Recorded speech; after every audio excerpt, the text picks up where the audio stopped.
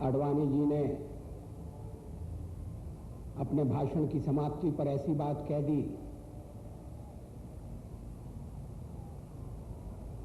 जो न केवल अप्रत्याशित थी लेकिन अनावश्यक भी थी।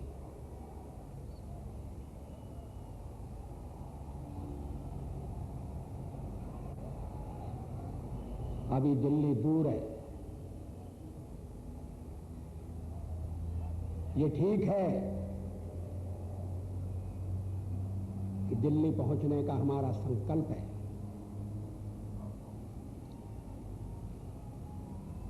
लेकिन ये संकल्प पूरी पार्टी का संकल्प है। उस पार्टी की अध्यक्षता की बागडोर आडवाणी जी के हाथ में है।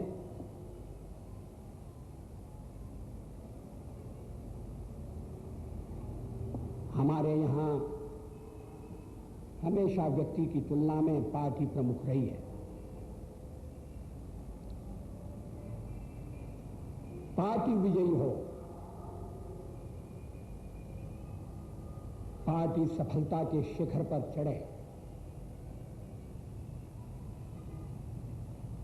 पार्टी भारत के पुनर्निर्माण के महान कार्य में सफल हो,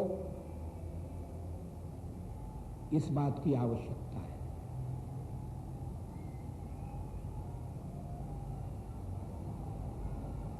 चुनाव पार्टी के जो प्रतिनिधि चुने जाएंगे लोकसभा के सदस्य के नाते वो अपने लिए चुन सकते हैं, और हो सकता है वो मुझे न चुने, आडवाणी जी को चुने।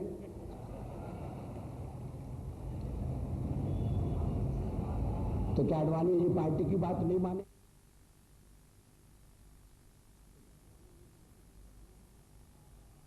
मुझे लगता है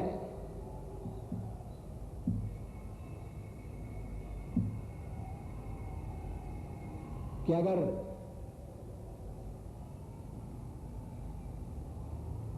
पार्टी को सफलता प्राप्त करनी है, सफलता प्राप्त करनी है, इसमें तो कोई संदेह नहीं, तो फिर कौन क्या बनेगा इसका विचार सामने नहीं होना चाहिए। आडवाणी जी ने स्वयं कहा कुर्सी की लड़ाई नहीं है, हम राजनीति में आए तो देशभक्ति की भावनाओं से प्रेरित होकर आए। केवल पिछले 15 साल की बात नहीं है, 1952 का चित्र मेरे सामने। डॉक्टर मुखर्जी त्याग पत्र देकर केंद्रीय मंत्रिमंडल से उनको लोगों ने सुझाव दिया कि किसी पार्टी का निर्माण होना चाहिए। उस समय के पूर्व बंगाल के हिंदुओं को निष्कासित करने का सवाल था। कांग्रेस सरकार हमेशा की तरह दुर्बलता से काम ले रही थी।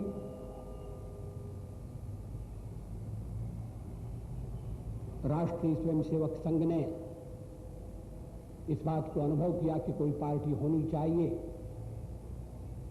जो राष्ट्रीय हितों के पक्ष में बोले,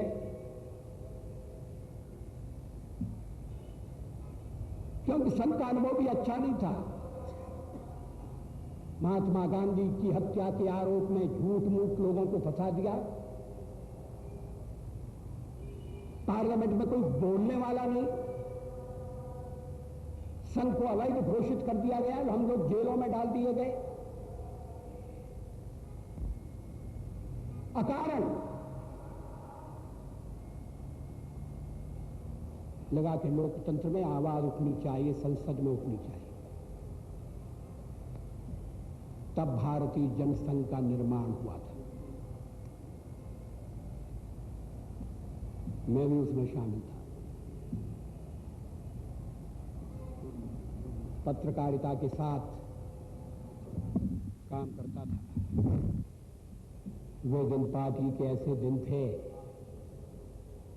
जब चुनाव लड़ने के लिए उम्मीदवार नहीं मिलते थे, आज तो उम्मीदवारों की भीड़ लग जाती है। उस समय उम्मीदवारों को ढूंढने के लिए पार्टी के नेता निकलते थे, किसको लड़ाएं, क्योंकि लड़ना नहीं था, भिड़ना था। कभी कभी जमानत भी जमा करनी पड़ती थी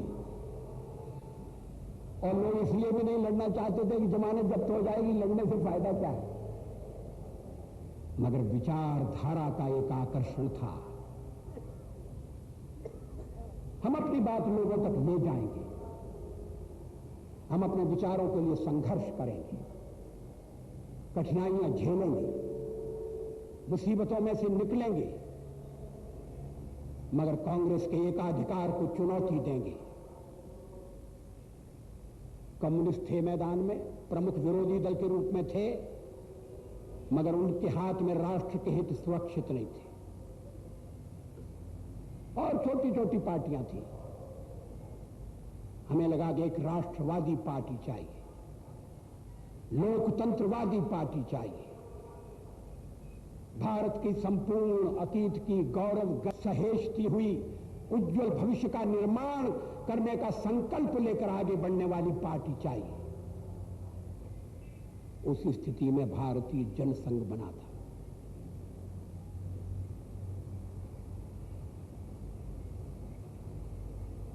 पहला आंदोलन था जम्मू कश्मीर का। कभी कभी लोगों को आश्चर्य होता होगा कि कश्मीर का नाम लेते ही भारतीय जनता पार्टी क्यों व्याकुल हो जाती है, क्यों व्यथित हो जाती है, क्यों सब कुछ काम छोड़कर कश्मीर की ओर दौड़ पड़ती है, क्यों कश्मीर पर फिर से आंदोलन करने की तैयारी कर रही है। कश्मीर से हमारा नाता हमारे जन्म से है। हम राजनीति में आए और कश्मीर के लिए उलझ गए। तब भी वही सवाल थे जो आज सवाल है। हमारा जवान कश्मीर के लिए जान दे सकता था, मगर जमीन नहीं खरीद सकता था। कश्मीर जाने के लिए परमिट की जरूरत थी। डॉक्टर श्यामा प्रसाद मुखर्जी ने कहा कि मैं परमिट नहीं लूंगा, मैं बिना परमिट के जाऊंगा। और वो कश्मीर जाने के लिए निकले, श्रीनगर जाने के लिए निकले। पत्रकार के नाते मैं उनके साथ था। माधोपुर की चेक पोस्ट पर डॉक्टर मुखर्जी को पकड़ लिया गया। डॉक्टर मुखर्जी ने मुझसे कहा, वाजपेयी तुम वापस जाओ, go and tell the people of India I have entered Jammu and Kashmir though as A prisoner. जाओ देशवासियों से कह दो कि मैं जम्मू कश्मीर में प्रविष्ट हो गया हूं, भले ये कैदी की हैसियत से हुआ। उन्हें नजरबंद बना दिया गया। नेहरू जी के साथी थे मंत्रिमंडल में, विरोधी दल के नेता थे, नजरबंद कर दिया। एक छोटी सी जगह में रखा गया जहां घूमने की सुविधा नहीं थी, जहां अच्छी तरह से जीवन यापन नहीं किया जा सकता था।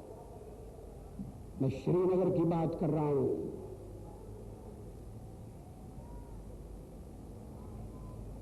बाद में खबर आई कि उनकी मौत हो गई। कोई नहीं जानता उस 23 जून की रात श्रीनगर के सरकारी अस्पताल में नजरबंदी की अवस्था में डॉक्टर मुखर्जी के साथ क्या हुआ, कोई नहीं जानता। मौत पर एक रहस्य का पर्दा पड़ा है। हम उन्हें हंसता खेलता बातचीत करता हुआ छोड़कर आए थे माधोपुर के चेक पोस्ट पर, और फिर उनका शव हमने लिया, उनकी लाश हमने ली। फिर मुझे लगा कि मानो डॉक्टर मुखर्जी कह रहे हैं आसमान से कि देखो, मैं शेख अब्दुल्ला की जेल से छूट कर आया हूं, भले एक हुतात्मा के नाते क्यों न हो, भले एक शहीद के नाते क्यों न हो। उनके शरीर को कैद नहीं रखा जा सका। वो खंडित भारत